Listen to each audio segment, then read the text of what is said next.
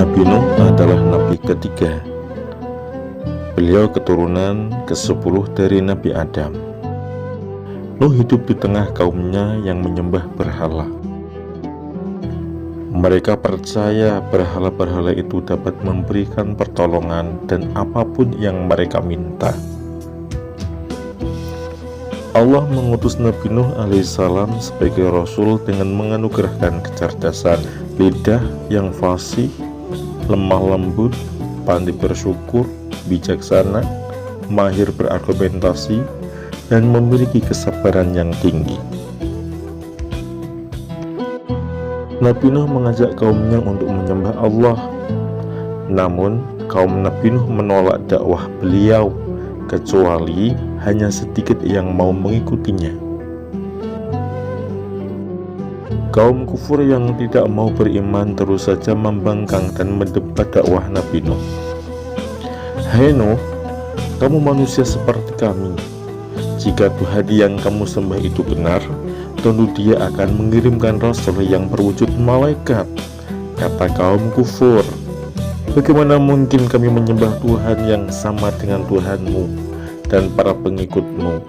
Kami orang-orang terhormat, sedangkan mereka orang-orang miskin dan bodoh," ujar para pembesar kaum kufur. Mereka sangatlah sombong.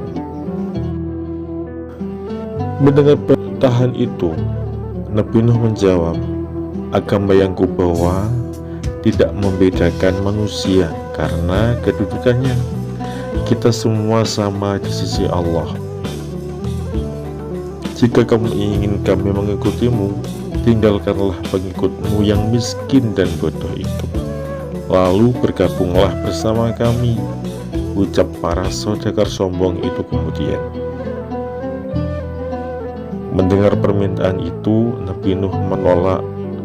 Bagi Nabi Nuh, orang-orang yang lemah yang mau beriman jauh lebih baik daripada orang-orang terhormat. Namun hatinya sekeras batu untuk menerima kebenaran firman Tuhan. Perdebatan itu terus terjadi sepanjang Nabi Nuh berdakwah selama 950 tahun. Lalu kaumnya menentang, "Hai Nuh, kita telah lama saling berbantahan. Datangkanlah azab yang kau ancamkan jika memang kamu memang benar." Semula Nabi Nuh bersabar atas kelakuan kaumnya. Bahkan salah satu putra beliau sendiri yang bernama Kan'an tidak mau beriman. Namun semakin hari Nabi Nuh semakin sedih. Lalu Allah menghibur beliau dengan mengatakan bahwa hidayah milik Allah, bukan milik Nabi Nuh. "Buatlah perahu dengan penguasaan dan petunjukku, dan janganlah kau bicarakan orang-orang zalim itu denganku. Mereka semua akan ditenggelamkan," Allah berfirman kepada Nabi Nuh. Nabi Nuh dan pengikutnya mematuhi perintah itu, kemudian membuat bahtera yang sangat besar. Kaum kufur kembali berulah lagi. Mereka mencemooh Nabi Nuh dan pengikutnya. "Hai Nuh, kemarin engkau mengaku dirimu nabi, sekarang kau menjadi tukang kayu," ejek mereka. "Apa kau tidak waras lagi, wahai Nuh? Di manakah akan kau jalankan putramu? Sedangkan sekarang musim kemarau. Apakah kau akan menerbangkan ke angkasa?" ejek yang lain. Nabi Nuh menjadi bahan tertawaan kaum kufur.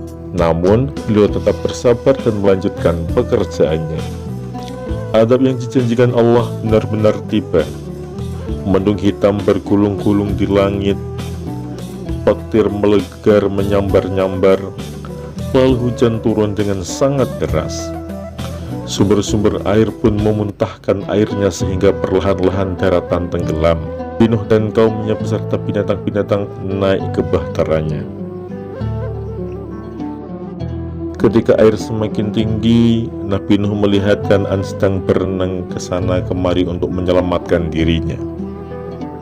"Anakku, naiklah ke atas perahu, janganlah engkau bersama dengan orang-orang kafir," ajak Nabi Nuh. tinggalkan aku akan berlindung di gunung yang tinggi, jawab Kan'an. Anakku, hari ini tidak ada yang bisa melindungimu dari azab kecuali Allah, ujar Nabi Nuh.